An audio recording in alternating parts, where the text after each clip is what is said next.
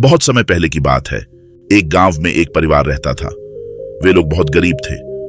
उसे परिवार में केवल 4 लोग थे, 2 बच्चे और एक बीवी और एक पति।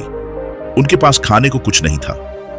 वह काफी सोचते थे कि एक दिन काम जरूर मिलेगा, लेकिन उन्हें कोई काम नहीं मिला।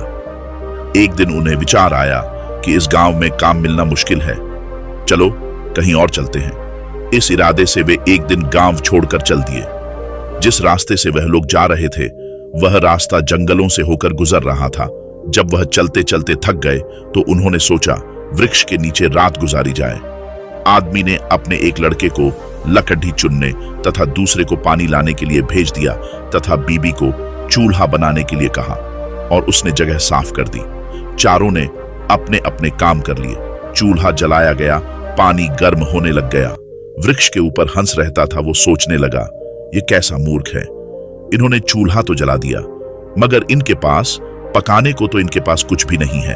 हंस ने उनसे पूछा, तुम्हारे पास पकाने को क्या है? वो आदमी बोला, तुझे मार के खाएंगे।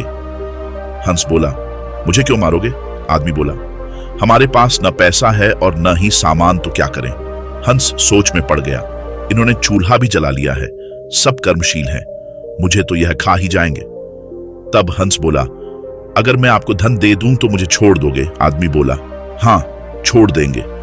हंस कहने लगा, मेरे साथ चलो, मैं तुम्हें धन देता हूं। हंस उनको थोड़ी दूर ले गया और चोंच से इशारा किया और कहा कि यहां से निकाल लो, इस जगह पर बहुत सोना है। उन्होंने गड्ढा खोदा और वहां से धन निकाल लिया। हंस का धन्यवाद करके वापस अपने गांव आ गए और एक ही दिन में खूब मौज से रहने लग गए।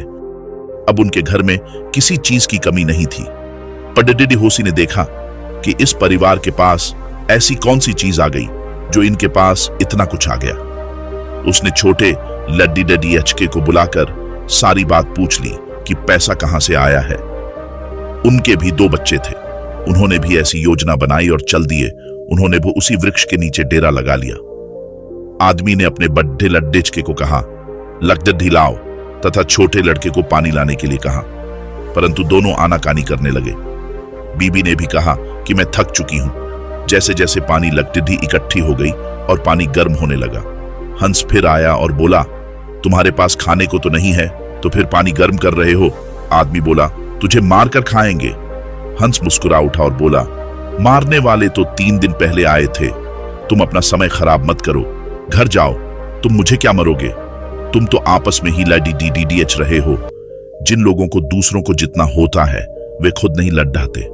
संसार का नियम भी ऐसा ही है। जिन लोगों ने तरक्की करनी है वे मिलकर चलते हैं, और आज भी संसार में उनका ही बोलबाला है। जो आपसी तालमेल में रहते हैं वे ही समाज रूपी हंस को जीत सकते हैं।